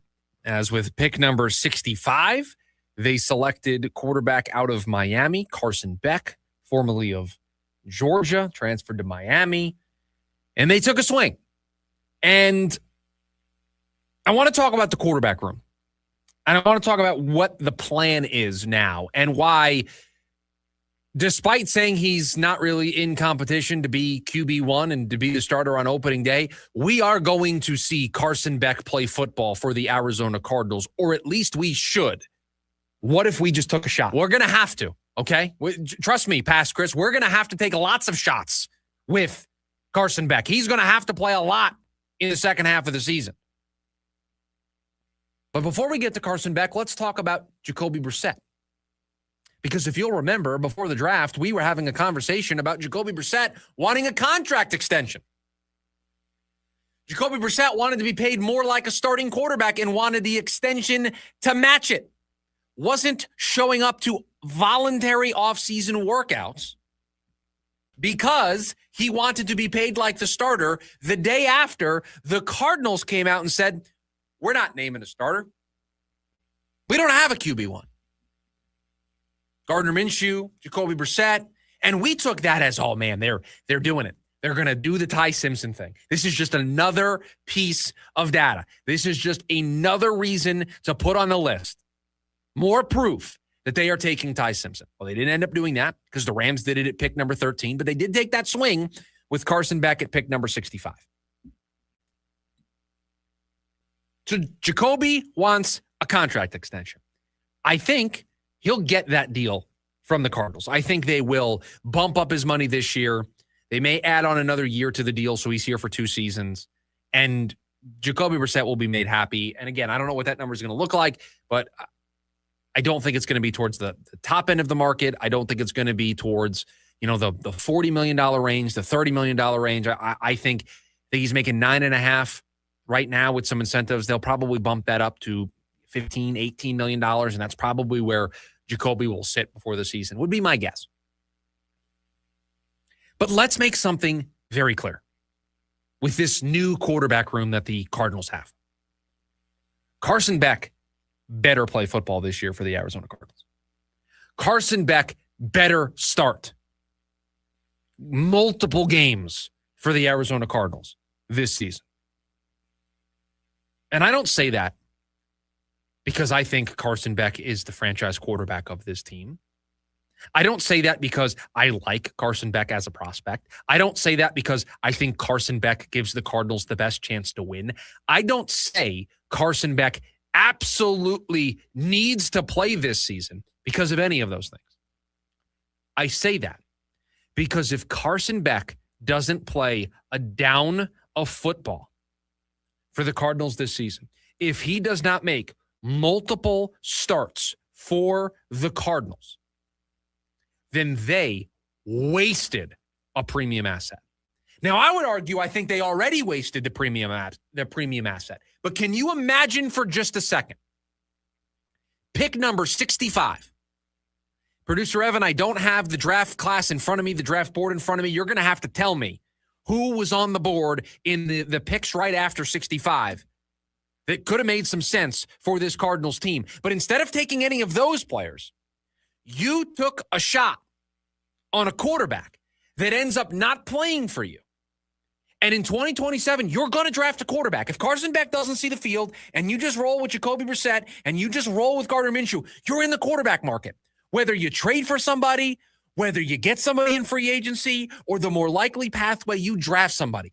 You then took the 65th pick in the 2026 NFL draft that could have gotten an edge, that could have gotten a starting right tackle, that could have gotten a linebacker, a safety, could have gotten you something else that could make an impact on this team that could be a regular everyday starter. Trust me, there's going to be a bunch of starters that come out of round 3 of this year's class. You set that pick on fire and wasted it when you have needs at right tackle, when you have needs at edge, when you have needs at safety, linebacker, when you have actual areas of concern, you, kind of like you did at number 3 overall, decided to go luxury on a quarterback that won't see the field for you. So he better play this year, or I'll say it, organizational malpractice of your assets. At 65, Carson Beck was taken by the Arizona Cardinals. 66 was Tyler Onyedem, the defensive tackle out of Texas A&M. 67 was Kayron Crawford, the Auburn edge rusher. 68 was the Eagles. They took the Miami offensive tackle, Markel Bell.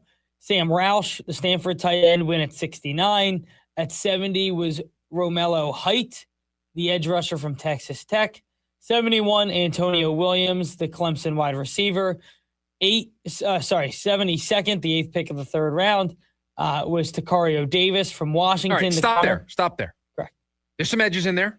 You have 2 edges, an offensive tackle, a defensive tackle, a tight end, a receiver, and a corner. And by the way, I go further down the list, right? That's just right. Who's directly after? Go further down the list. Austin Barber, the offensive tackle out of Florida, who can play right tackle. Emmanuel Pregnon, the Oregon guard. You want to kick Basantis to right tackle where he's played in the past? There's another guy that could have fit what you were trying to do. Keegan Trost, who is the Missouri offensive tackle, who I thought was really impressive. Another guy who goes way after you. You could have traded back to L.A. Dunker is a swing tackle, can play either guard spot. That would have been a guy been you and I both liked coming into the draft. I mean, right after him goes Tiemann out of Northwestern. Crawford, you could have drafted an edge. You could have drafted height. The only way this pick makes sense is if he's on the field and he plays and you evaluate. But I think we all think they're taking a quarterback in 2027. So what? You took a flyer on somebody with pick 65? Now listen, you want to take a flyer with him at pick 104? Okay. Outside of the top 100, I'm okay. You got to find impactful starters inside the top 100. You've got to find impactful starters inside the top 75. The 65th pick in the draft is not a place where you throw a dart on a quarterback that best case scenario plays half the season for you. And is more than likely not the answer. And so you're drafting another quarterback in 2027 and you just wasted the pick. Wasted it. You could use that pick instead on any of the names that we just mentioned because all of those names were drafted after the Cardinals started off round 3 with Carson Beck. I just didn't get it. It just didn't make any sense to me. It is a bad use of an asset. Carson Beck in the 4th round where you start to take dart throws, where you start to take projects, and okay, if it doesn't work out, you move on. But a top 70 pick? A top 70 pick? It's got to be somebody who you think can be a regular everyday starter for you. It's got to be somebody who has a future. Does Carson Beck have a future with the Arizona Cardinals? Maybe he does, but I got to see him, so he's going to have to play. And it's more than likely not going to go well. And so then you're going to draft somebody else in here, and so you just wasted a pick. I feel like you wasted pick number 65. That could have been used on somebody that has a way better chance to be a future long-term starter for you than Carson Beck does. It's way too early. It's a bad use of an asset. And there were other players on the board that made sense.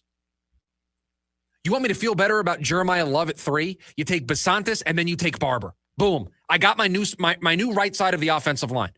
I signed Samalu. I've got Yoda Froholt. I've got Paris Johnson Jr. Let's go. We have developed an offensive line. We signed a guy. We drafted 2 starters with our premium assets. We got Jeremiah Love. Let's go. We're going to be more explosive. We're going to have a good running game. We're going to protect the quarterback. You have a vision there. The 65th pick on a quarterback who, again, best case scenario, plays for you this year.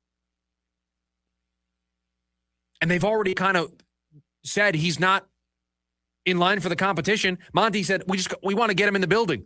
We want him to know where everything is. They're putting zero expectations on this kid. So you took somebody with the 65th overall pick, and a year from now, he's probably not going to be on this roster. That's what you did with that asset on Friday. That's really what it is. I cannot believe they used that pick that way. I don't know how to feel any other way about it. Matt asks, how well does Carson Beck have to play to not draft another quarterback in 2027? And that's the problem, because when you look at the Saints this year, and I think they're the best example because they took Shuck, in the second round, and then decided not to draft the quarterback this year. They did that, though, knowing this is not going to be the best class. Everybody told me, I don't want Ty Simpson. How many people did we interact with on this program that said, I don't want Ty Simpson because the 2027 class is so much better? So then you use pick 65 on a quarterback? You use a premium asset on a worse quarterback prospect? And once Ty Simpson came off the board, that was it. Okay, we're good. You want to take a dart throw on day 3 in the 5th or 6th round? Go right ahead. But to use pick 65 when there's a right tackle on the board, there's edges on the board, there's so many options on the board that have a better chance of being long-term starters for you. This is how you get in this mess where your roster is not well constructed. And so now we're at the point where they don't have a well-constructed roster again. And I don't really know what to do with this pick, because I know what to do with it. Throw it in the trash. I think Carson Beck's going to play this year. Oh, he better, because imagine if he doesn't. Imagine if you use the 65th pick on him and then he doesn't play and you pick 2 or 3 next. You drafted a backup in the 3rd round. Where you could have drafted potentially a long-term starter at right tackle. I don't know if Barber would have been that, but you know what? You know what I fully believe? Austin Barber would have had a better chance of being a long-term starter for the Cardinals than Carson Beck does. And to me, that's what you're doing with those top picks. That's what you're doing. A mistake. And this quarterback room is a mess right now. A mess. I just don't know what their plan is. If Carson Beck is the starter week 1 of the regular season, I'm actually okay with it. Yeah, me too. At this point, you took him. I would rather him go into camp, earn the job, and we'll see what we have, because I know what I have in Jacoby Brissett. I know what I have in Gardner Minshew. I have questions about what Carson Beck can be. And listen, from a physical attributes, we could break down Carson and say, physical attributes, you compare him to maybe better than Ty Simpson. He's got a bigger arm. I think he's more athletic. He's good in play action, which is good. He's good in play action. He's got pretty good feet. Like, I get all the pros to taking Carson Beck. And this is a guy opposite of what Ty Simpson's problem is. This guy just played a ton of football and a ton of big games. Right. Let's just see what he has. Just go out there and let him play. Brian over on the KDUS AM 1060 YouTube live stream says it's especially disturbing today, as Chris can usually put a positive glass half full swing on things, and even he's beside himself. I think that's fair. When I'm normally the guy that I try to seek out the positive angle. To probably many of you's like chagrin.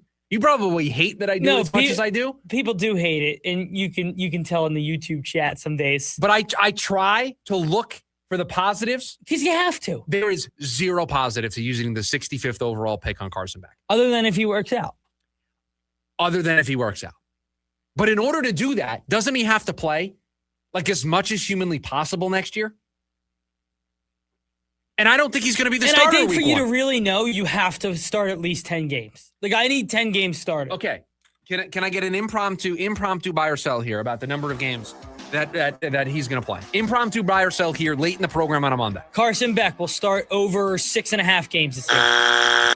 Like, I'm sorry, he's just not going to play that many games.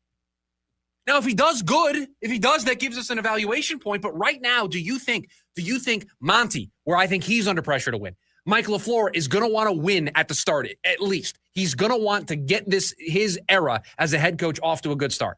Do you think Jacoby Brissett is basically locked in to the first 8 games of the season? He's locked into the first half of the year. You're talking about 9 games on the back end. I would guess Carson Beck plays 5 games at most next year. And again, is that going to be enough? Even if he plays well in those 5 games, is that going to be enough to then make you say, because then this is the awkward spot you put yourself in. What if he shows just enough to make you be like, I don't know. And then you walk into what is being described as, and I don't think it'll end up being this way, but what is being described as in the moment as a generational quarterback class. And now you're unsure of what you want to do. Boy, that sounds like a great way to run an organization. Yeah. And so Matt asked again, kind of double down. Like, let's say he does play a lot. How well does he? I don't know if I can personify that to anybody. And to be honest, because with Tyler Shuck, I don't think there was anything on paper where you were like, Saints need to give him another chance. No, but you got to the end of the season. You saw where the Saints were picking. You saw what Tyler Shuck had shown you, and you were like, you know what? We're not going to force this. And let's give him another year. I don't know if there's a number for Carson Beck or numbers or wins that he needs to put up for you to say we're not going to look at it. He needs to leave you in a position where you are not at the top of the draft, which would hurt the Cardinals extremely. And again, let's also see where the quarterback class is going to look. Correct. We thought this quarterback class could be better. It got a lot worse without Moore coming out and all of those conversations changes. So who knows what this class is going to be? Matt says there isn't an answer. He can't possibly do it given the circumstances. And I would largely agree with you that I don't think there is a world where he can do enough in whatever limited sample he is going to get to ultimately sway the Cardinals against taking a quarterback if they're in a position to do so in 2027, which is why the pick is bad. Which is why if you take a guy in the 3rd round and you say he plays up to what we believe will be his ceiling in his rookie year, and we don't think it'll sway their decision. It's just a bad pick. It's just a bad pick. And it sets up for a very awkward conversation because the moment it doesn't look right for Jacoby Brissett, people are going to want Carson Beck to play. Because you have to get him out there. You have to see what you have. Because, it could happen in week 2. Of course it could. It could happen in week 1. People are going to be booing Jacoby Brissett every time he goes on or off the field. Jacoby Brissett was a starter. They didn't win a game. If in week 1, if he's throwing interceptions and they're not scoring points, there's enough of a sample size to say, you know what, I'm good. Well, when you put it that way. I'm just saying he didn't win a game last year. You saw it. It's not like they just signed Jacoby Brissett this offseason. He's been here. They didn't win. That's the pick that frustrates me the most. That Love doesn't bother me. I get it. Basantis I love. The Beck pick. I wanted to punch my monitor when you texted me because I was doing something. I was looking down and you texted me. You're like, they did it. No, I spoiled it for you. You're like, they did it. And I'm like, oh my, I can't believe they did it. I didn't know I was the one who broke it to you. I had the draft on. I was just looking down doing something else. I knew. And I saw knew the phone go off. I knew 5 minutes too before they made the pick. I had heard rumblings throughout the day that they were. As soon as they got on the clock, it got leaked to me. It was. And I was like, oh my. Yeah. So we'll see. We'll see how much Carson Beck plays this year. But yeah, it's my least favorite pick of all the picks they made in the 2026 NFL draft. 480-864-1060 is the phone number for you to join us here today on the program. I'm very late to this break, so let's take a timeout. And when we come back, producer Evan wants the Diamondbacks to be more aggressive. He'll explain what he means next. It's the lunch break, KDUS, AM 1060. Dan Patrick Show. Tom Izzo, Michigan State head basketball coach. I've had more than a couple job offers in the NBA and looked at one last year with Phoenix, and my former player, Matt Ispia. And that was hard. That was a hard thing to turn down because, number one, I kind of wanted to go with him. Number two, so they offered you the head coaching job? Well, we talked seriously about it. Let's say that. Weekdays, 6 to 9 a.m. on KDUS AM 1060. Florence and the Machine presents the Everybody Scream Tour. Live at Desert Diamond Arena, Saturday, May 9th. The incomparable Florence and the Machine returns. With special guest, Mannequin Pussy. On sale now at livenation.com. The new album, Everybody Scream, available now. Everybody Scream. Swing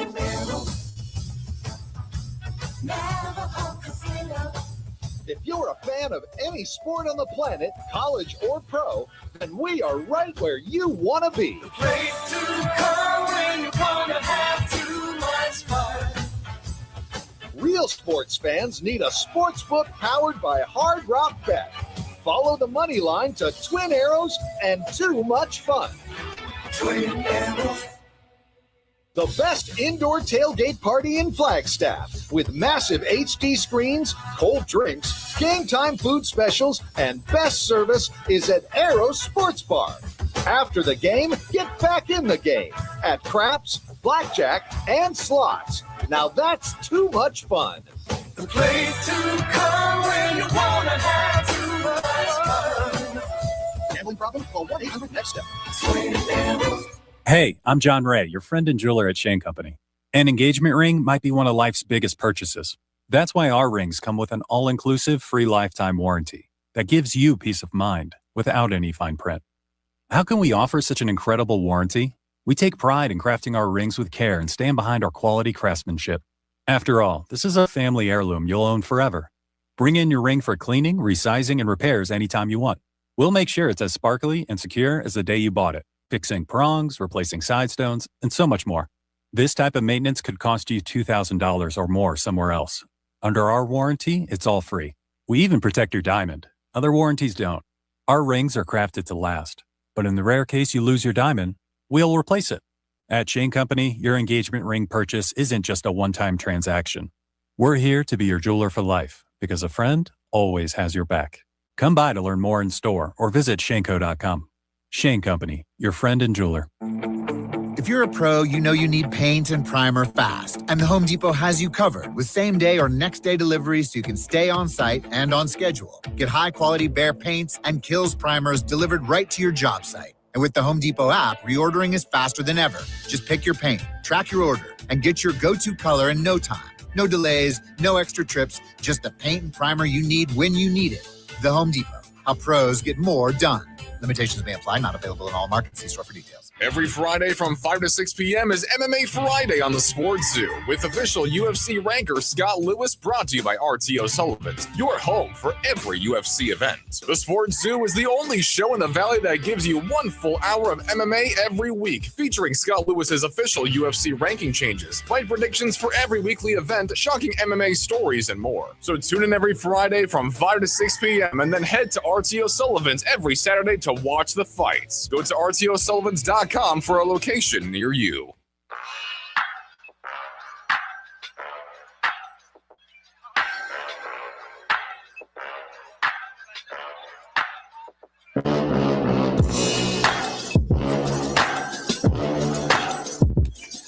Producer Evan in the morning meeting said the Diamondbacks need to be more aggressive. That's what he said to me. Diamondbacks need to be more aggressive. So I will cede my time for you to explain why you think the Diamondbacks need to be more aggressive. You're sitting at a blackjack table.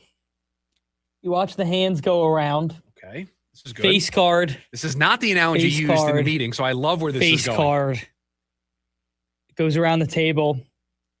You get a 6. We go around, dealer showing 10. Then you have a 16. You're hot, though. You're red hot. Earlier in the day, you hit on a 14. You got a 7. Everybody else on the dealer has all 10s.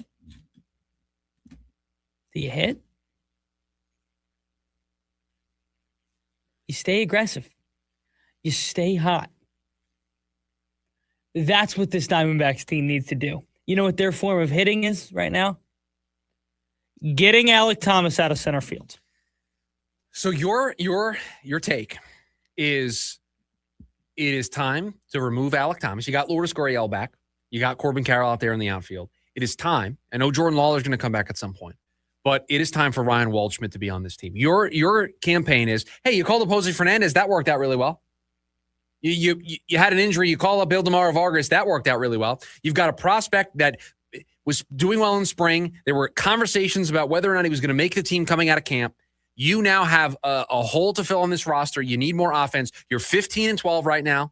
You're on the outside looking in of the wild card picture, but you're playing some really good baseball. Let's try to stay hot. And let's do it with a player who, before the season, we all thought at some point would be asked to help us out. So why not now? 27 games into a AAA season in Reno. I'm watching Ryan Waldschmidt hit 317. Yeah, these numbers are stupid. With a 416 OPS or on base percentage, a 529 slug. His OPS almost 1,000. He has 3 homers, 7 doubles, a couple triples to go along with it. He has a total of 13 extra base hits. He has been tearing the cover off the ball. And on top of all of that, you have a really struggling Alek Thomas out there in center field. Yeah, I hear you. I do worry if Jordan Lawler's potential return will play a role in, and I would be the first person to suggest, like, hey, don't call up Brian Waldschmidt unless he's going to play every day. I guess my question is, can Lawler play center field every day? No, and listen, Adrian Del Castillo got banged up over the weekend, so your DH spot's open. You're probably going to want to use Lourdes there as well to keep him off of his legs every day. And, you know, I think in general right now, if you moved Lourdes to your everyday DH and you put Waldschmidt in one of the outfield spots and you got Lawler back and you put him in the other outfield spot, you have a better lineup, I think. I think you have a far better lineup. And so there are ways for, even with Lawler returning, and we'll have to see. I think it was a fractured finger for ADC Something over the like weekend. That. Yeah, correct. And Perdomo's banged up. We'll see if they make a move there. Zach Gallen got hurt over the weekend. So, I mean, they're getting, you know, some bad luck came their way. They're not getting much help. But it looks like they survived some terrible scenarios with those guys. Correct. But it does feel like they're a little banged up right now. And so I do wonder if, to your point, that you try to stay hot. You try to stay right in this race. You try to stay right on Pittsburgh's heels. You try to stay right on Chicago's heels, right? You're a half game out of the third spot. You're a game and a half out of the second spot. You just played really well against the Padres over the weekend, split that series. You're just 3 games back of them. You got to try to hang on to those coattails for as long as you can until you get these reinforcements, or until, you know, guys like Ryan Waldschmidt come up and they just help you take over. And he's been crushing the ball down in Reno. Absolutely crushing the ball. Yeah, I can co-sign this. I can co-sign being this aggressive. I mean, listen, and this is coming from the 2 guys who were all over Jordan Lawler last year. Like, hey, call him up. Let's go. Like, let's. What is he learning in Reno right now? Ryan? Yes. At least with Ryan. How much further he can hit the baseball? It's been a little less time in Reno. Right. So you just. But what is he getting from it? Well, let's see. Because I haven't done the full deep dive on some of the advanced numbers for Ryan. I'm a huge nerd. Let's see if there's anything that he like really needs to work on. If I had to guess, it would be his plate discipline. He's probably striking out a little bit. But I haven't taken a look. I'll take a peek. That's fair. He has 32 strikeouts. So let's see what that looks like. I'll tell you what his strikeout rate is and some of his swing decisions are here in just a second. Let the page load. Yeah, I mean, that is an area of concern. He's striking out nearly 25% of the time. You probably want that a little bit lower. And he's not walking a lot either, 11.9%. But he doesn't swing at pitches outside of the zone, 15.2%. He doesn't swing a lot, to be honest with you. He only swings 36.4% of the time. He's not hitting the ball super hard right now. So those are some of the things that you're probably wanting to see improve. But in general, he stole 4 bases already. He's drawn the 15 walks. He's got a 416 on base. 7 doubles, 3 triples, 3 home runs. So he does have some pop. Yeah, I mean, I think if you're looking to keep this train rolling, because I'm going to say this, and you're going to tell me that I'm foolish for saying it. At some point, Ildemaro Vargas is probably going to slow down, right? Jose Fernandez probably at some point might hit a little bit. Jose Fernandez might hit a rookie wall at some point. Like, those things may happen, and so you're going to want to have replacements ready to go. You're telling me Ildemaro Vargas isn't going to hit 450 for the rest of the year? I don't think Ildemaro Vargas is going to have a 203 WRC plus by the time the season is over. No, I don't think so. I will take the under on that. I'll take the under on that. Yes. So you have to kind of time these things right, and I don't know what it is exactly the Diamondbacks would be looking for from Ryan, and it's probably some of those swing decisions. It's probably striking out a little bit less, walking a little bit more, swinging at more pitches inside of the zone, taking advantage. But the top line numbers look great for Waldschmidt down in Reno, but it's Reno, so they're supposed to. So we'll see. But yeah, I understand keeping the foot on the gas pedal and trying to be super aggressive. Quick timeout. We have a very brief edition of the Leftovers coming up here on the other side. It's the lunch break, KDUS, AM 1060. Join in on the Sports Zoo with Dave Rooster Beerstein. Was Kevin Durant out because it is a 7-game series and we could afford to lose a game? Maybe. I was surprised to see him on the bench. Everyone was surprised. The odds makers were surprised. Who knew that the Houston Rockets without Durant can't find someone to make a bucket? You know, Sengun's a very good player, and in years past, he might have been the guy to try and carry the load, but it didn't look good at all for the Rockets without KD. Live weekdays from 5 to 6 p.m. If you're hurt in a car, truck, or motorcycle accident, choose the attorneys at Sweet James. They help you navigate the legal process and pursue the compensation you may be entitled to. Pre-case review. Help available 24/7. Hablamos Español. 809-million. 809-million. SweetJames.com. This advertisement is paid for by Sweet James LLP. Responsible attorney, Bobby Tick-Heavy. Offices in California. No guarantee of results. A night you don't want to miss. Avenged Sevenfold. Good Charlotte. North America Tour 2026. Talking Stick Resort Amphitheater. August 27th. Avenged Sevenfold. Good Charlotte. An epic night of music. Get tickets now at livenation.com. Don't miss Avenged Sevenfold and Good Charlotte. Part of the America First Credit Union Concert Series. Is the crew on their way so we can fire up the grill? Cabrito, arrachera. They're gonna love it. Better go with birria and carne en su jugo. Classic Jalisco dishes with tradition. That seasoning is great, but northern Mexican-style meat speaks for itself. Let's make bold. Deal. And to boost the flavor, ice-cold Pepsi. Its sweetness pairs perfectly. And to go with it, flour tortillas. And corn ones too. Hey, carne asada deserves Pepsi. Superstar Car Wash, the car wash with superpowers. Sign up for a free car wash today. That's right, totally free for a limited time. Because we love what makes you shine. See website for details. Hi, I'm John Ray, your friend and jeweler at Shane Company. Getting engaged? So friends, listen up. Shane Company engagement rings are protected with our all-inclusive free lifetime warranty. We stand behind the same quality we've offered since 1929. Our rings are crafted to last. It's why our warranty is the only one that protects your center stone. We also cover repairs, resizings, cleanings, and so much more. That's money you keep for you and your family. Because a friend always has your back. Shane Company, your friend and jeweler. ASU Weekend Baseball happening over on KAZG 1440. Join the Sun Devils on the diamond this Friday as they travel to Florida to take on UCF. Head coach Willie Bloomquist is ready to start off May baseball with a road win. Join the voice of the Sun Devils, Tim Healy, on the call live. It's game 1 between ASU and the University of Central Florida. Pregame at 2:45 p.m. and first pitch at 3 over on KAZG 1440.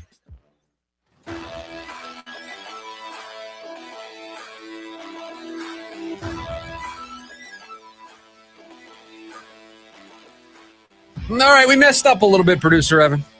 Not a lot of time for the leftovers today.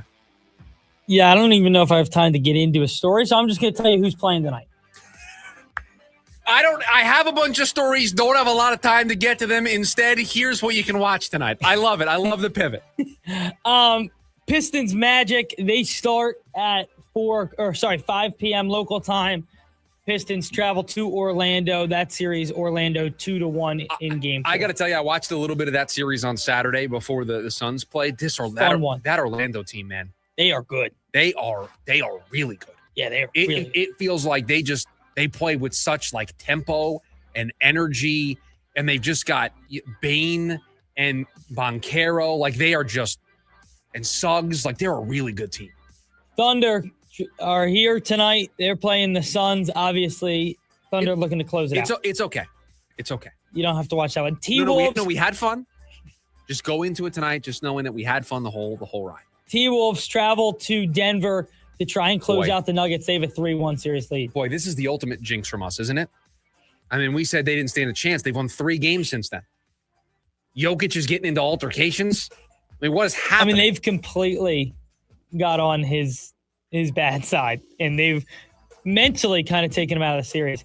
In the NHL, Pittsburgh, let's go Pittsburgh! Flyers try to close out the Penguins tonight. Pittsburgh, Game 6, let's go! And the Golden Knights play the Mammoth up in Utah. That's going to do it for us here. Go Flyers. What a fun edition of the program. Jim Rome is coming up next. Producer Evan, thank you for all that you do. Everybody, Have a great rest of your Monday. We'll talk to you tomorrow. See you.